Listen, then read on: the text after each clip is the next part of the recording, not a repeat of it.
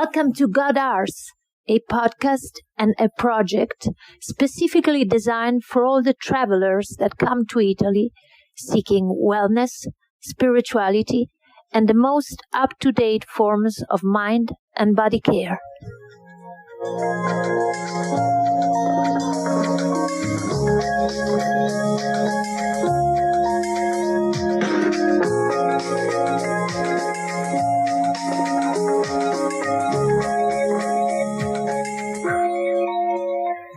So, hello to the public of GodArs, the Italian map of wellness and spirituality.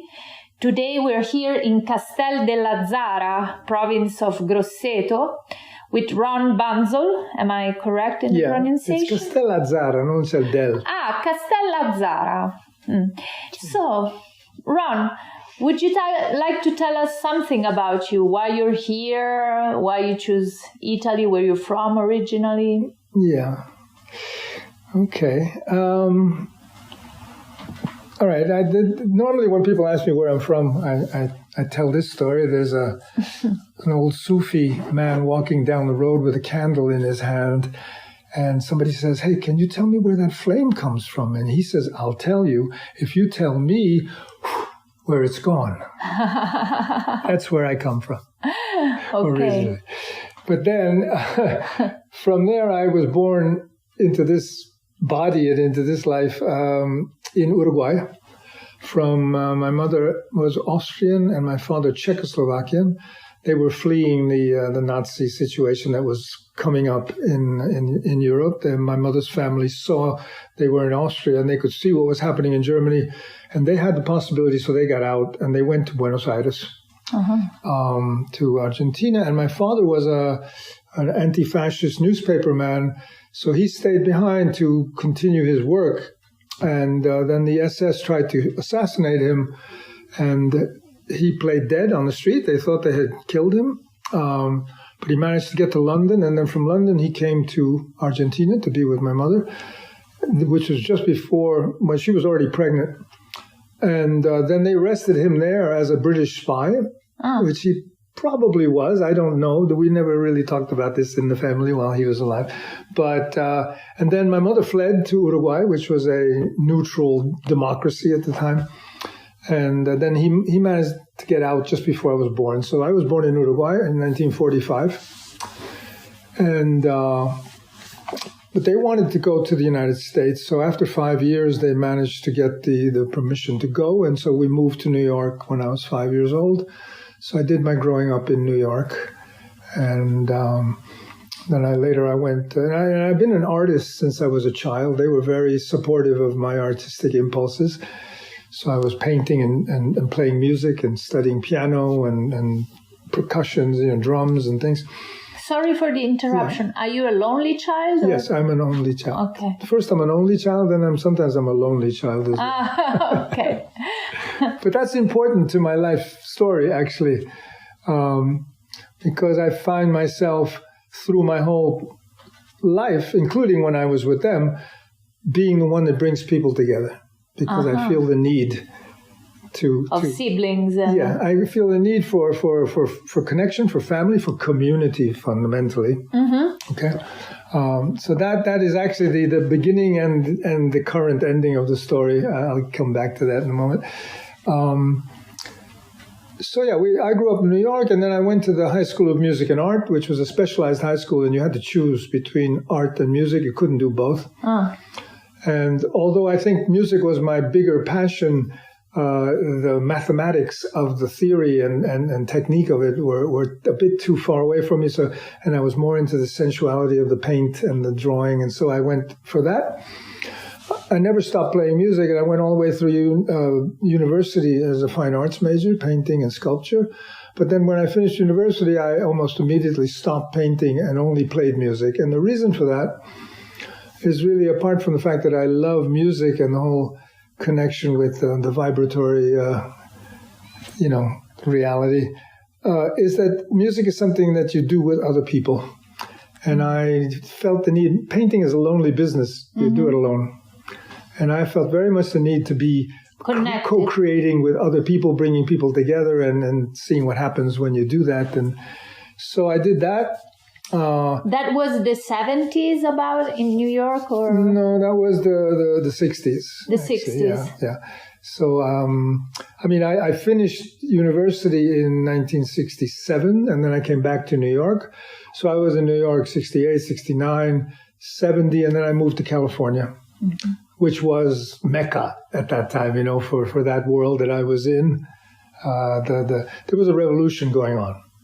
A cultural revolution. Also with the psychedelic movement. Absolutely. Psychedelics was a very important part of that. And of course, when I was in Boston at the university, I was next door to Timothy Leary and Ramdas that were, They were there. They were there. They were in Harvard.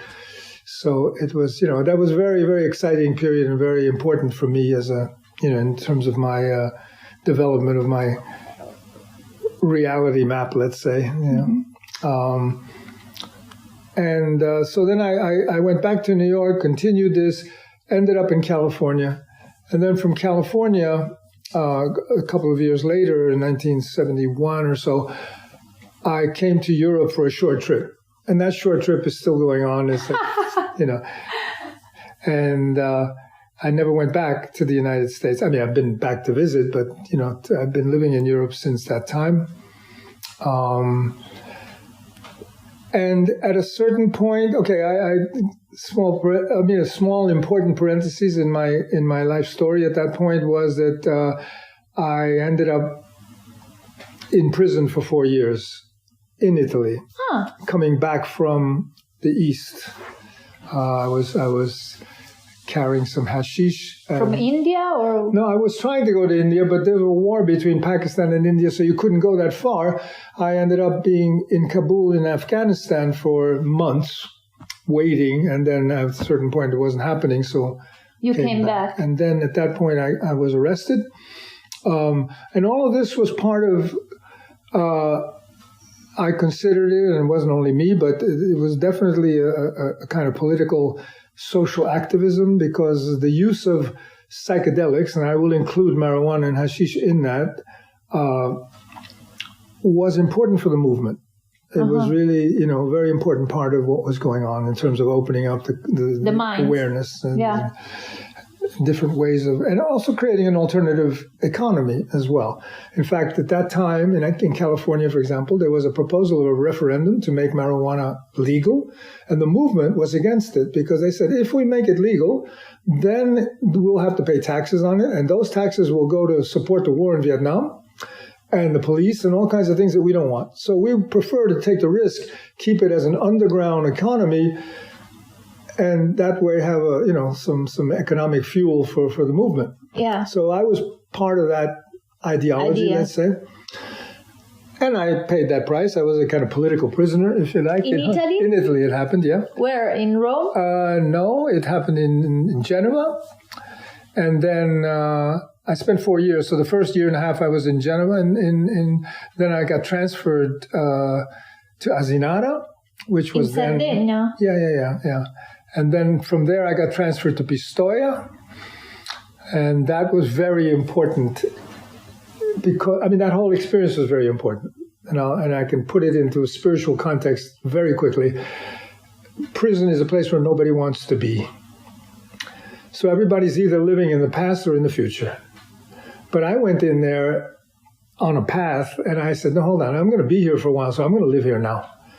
You were already in a spiritual path? I was, yeah. I was definitely. I was studying. I was practicing yoga, and I was also studying very intensely. My main practice at that time was studying and practicing in the tradition of the Western esoteric wisdom, which included the tarot and all the Hermetic philosophies around that. So also some, numerology and astrology, but it was all organized around the tarot, because the tarot is a book of images, but it also has the Hebrew letters involved. So the whole Kabbalah is involved, and the numbers of the cards and numerology is involved. So it was a very profound and, very, very mental, which was interesting because in prison, that was the one part of my experience that I had to, on the one hand,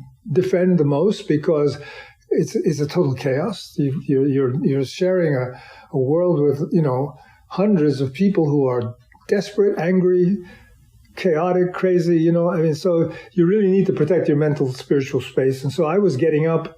This also began to really give me a discipline. I was getting up like 2 hours before anybody else in order to have that quiet time. Yeah. And that's something that has stayed with me for the rest of my life. Forever. Yeah. So that was very important, is this practice of living in the present moment and dealing with what's going on, actually, rather than retreating from it, because there's no way to retreat from it. You can't go and say, okay, I'm going up into the mountains, into a cave. I mean, you're there. You have to face it. You have to face the music. And so that was a very powerful and important spiritual and existential experience for me. It also showed me the power of purpose and intention, because I came in there with a different kind of mindset and reality map than other people. I was able to create significant relationships with people I would have never met otherwise, and whose code of ethics and values was completely different than mine. And yet I could establish relationships of respect with these people. They respected me because they sensed that I was, that there was something strong in all this. Are you still in touch with any of them? Or have you been? No, I have been a bit. With one of them, I'm not in touch with regularly, but I know how to reach him. He became a really good friend. Afterwards, when we both got out, we actually lived together for a while, and so on. I mean, none of these. I mean, the people who I met some people in there who you would, I guess, I would define them as profoundly wounded and unfortunate, but who had, by legal terminology, done the worst possible thing you can do: killed people. Okay. And I met other people who were just like me, who were young people who were in, because at that time in Italy, the laws were such that I was caught with many kilos of hashish. Okay, so 4 years for me, it's quite, reasonable. Reasonable, it's said, yeah, compared to what can happen in other parts of the world. Yeah. But I met young people like myself, because I was in my 20s at that time, who were in for a half a joint and did 2 years before they got to a trial, because the system was so slow. And then when they got to the trial, they would get acquitted. But meanwhile, they had done 2 years of prison, So I met a lot of people who, some of them became really close friends, and even created a kind of co-living situation. While I was still inside, though, with my friends outside, they created a kind of community, which was no longer there anymore by the time I got out. But anyway, it was really, there was all this, it was a very interesting period. It was kind of like the tail end of a social, cultural, spiritual revolution that had taken place in the 60s and spilled over into the 70s. And by the 80s had been really quite even airbrushed out of existence by the powers that be a bit, And, but yeah, it was also a period of active, let's say, terrorism in Italy, the Brigate Rosse and so on. So I was meeting those people in prison as well. And that was really also very interesting, because although we differed radically in terms of strategy and ways of doing things, but we had a lot in common in terms of ideology, in terms of what we thought the society could be. Yeah. Has recently passed away Tony Negri, who was... Sorry? Recently passed away in Paris, Tony Negri. He was an Italian important Yeah, he was figure. one of the ideologists of all that. Yeah. I know. And do you sense there is a bridge between now, this moment of great change, and that period, or not at all? I do. Personally, I have to feel it, because I am that bridge. You are the bridge. I'm not the only, but I'm still alive, and I'm still following that path somehow. But apart from me personally, I do see that a lot of the things, and what I find quite interesting and even shocking, is the short-term memory of our society.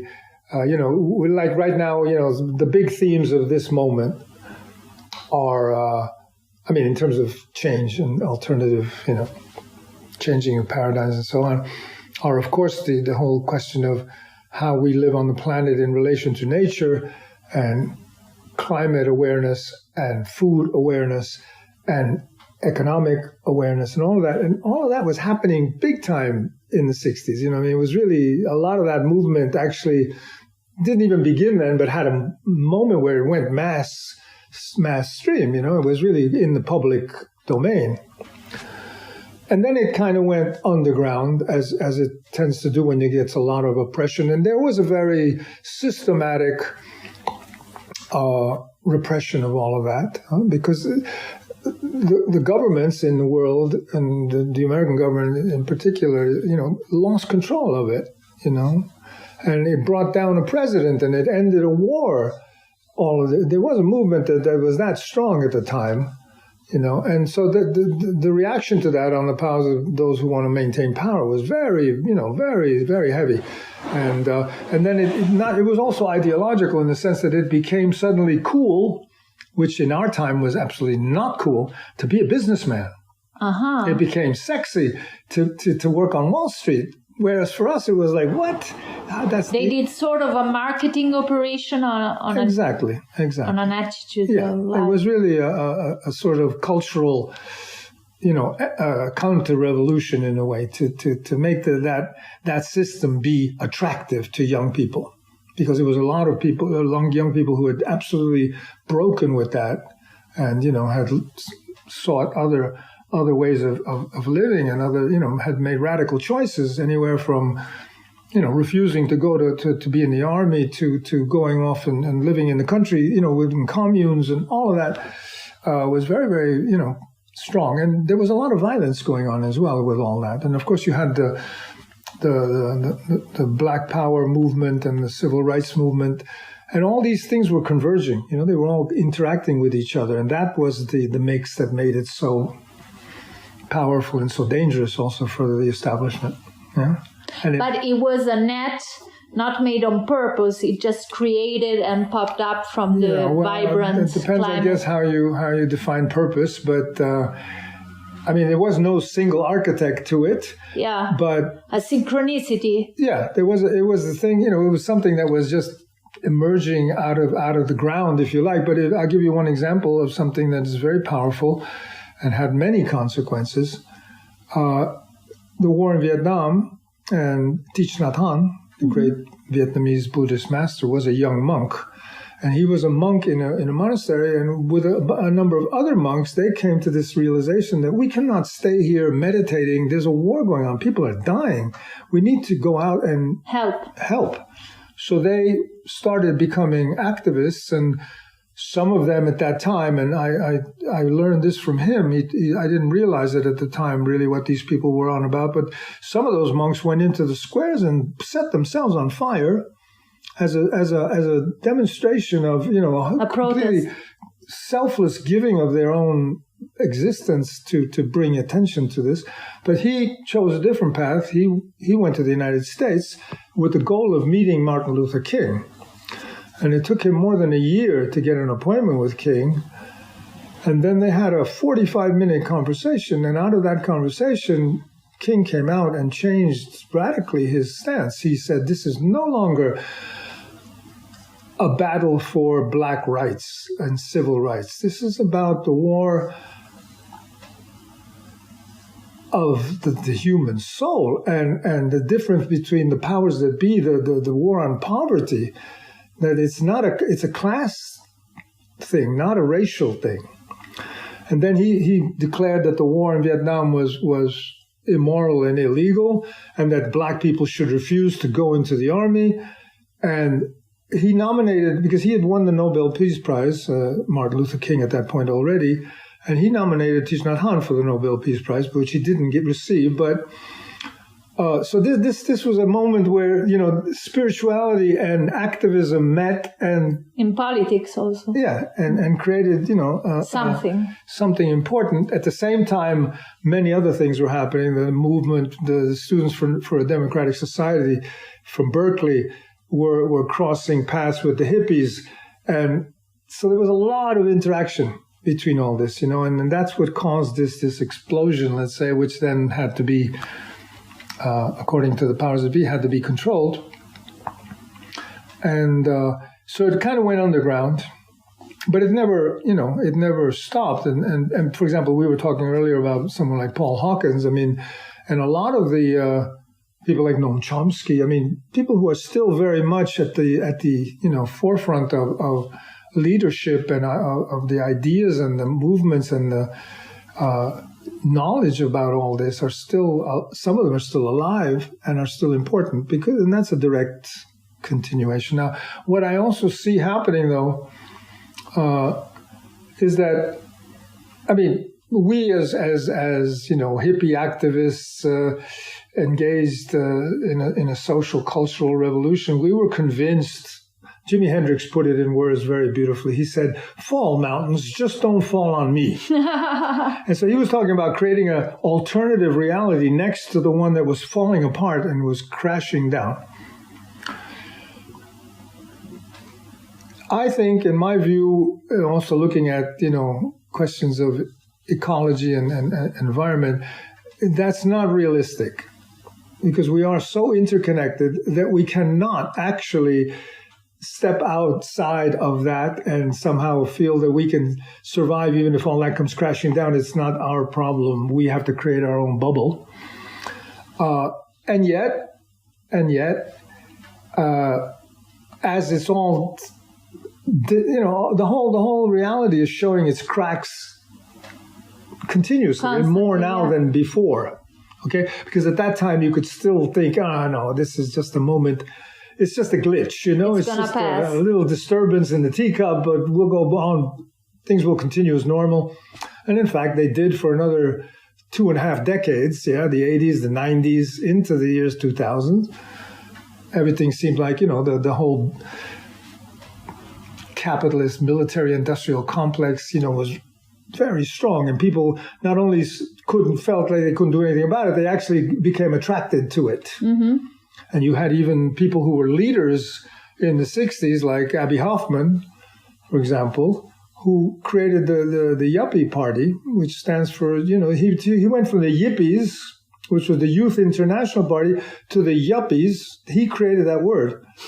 Yeah. And people just turned. Yeah. They just got, and maybe there was a part in all that of saying, okay, well, we can't destroy the system from outside, but we can change it from inside. So there was that idea too. And I think that wasn't also a completely foolish idea, but it had a price to it, But what happens now, more closely to now, as I see it, is that the system has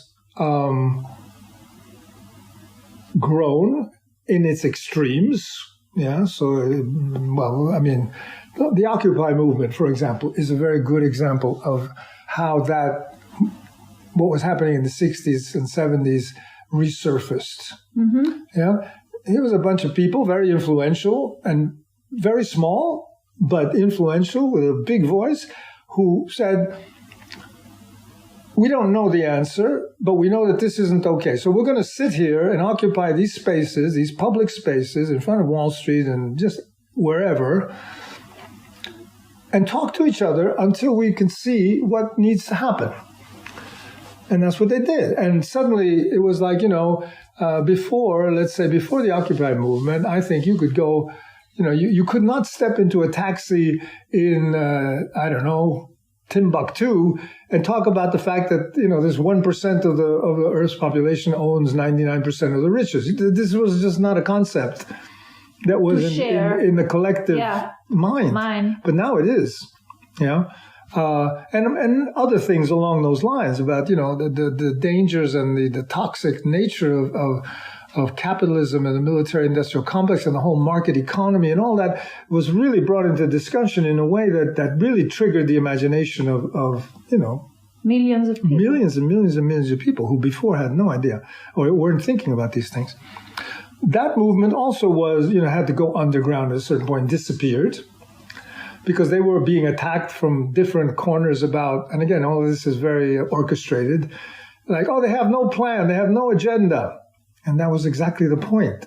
All the plans that we've had up till now have just led to more of the same. So let's not have a plan. Let's just sit here until we feel into what really needs to happen. Very spiritual. Yeah, totally spiritual, but political and, and very radically political. And so that kind of, and then again, there was a resurgence, right, of the power of capitalism and the market economy and all that. And then you had the collapse, the economic collapse in 2008, which again, could have been a very clear message to the world.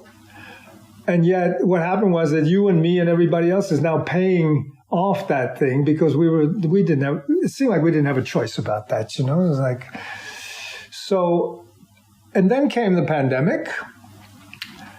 I'm making big jumps, but I mean big in evolutionary terms. These are with kind of half a second. But then the pandemic came, which showed how really interconnected we are. Yeah, and it almost had to come. There's a beautiful poem by Mariangela Guartieri. Mm-hmm. You know this? The 9 Marzo, it's called the 9th of March. No, the 9 Marzo, I don't know. Oh, it's beautiful. She wrote it on that day, 9th of March 2020, so the very beginning of all this. And she begins to saying, we all knew that things were out of control and were going much too fast, and we knew we had to stop, but we didn't know how to do it. And then comes this thing which makes us stop. And it was full of hope, this moment. I mean, I remember that moment. I had the same kind of hope the day after 9/11 happened, because there was no response immediately from the Americans. They were just like, and it felt like, okay, anything can happen now. The whole world was watching and feeling compassion. So there was really an open opportunity there to change the paradigm. The reaction. But of course it had to go that way. I mean, that they were going to use this to vengeance, and continue the whole conflict scenario. But again, the pandemic really gave an opportunity to radically change the way we live, and it actually has done that.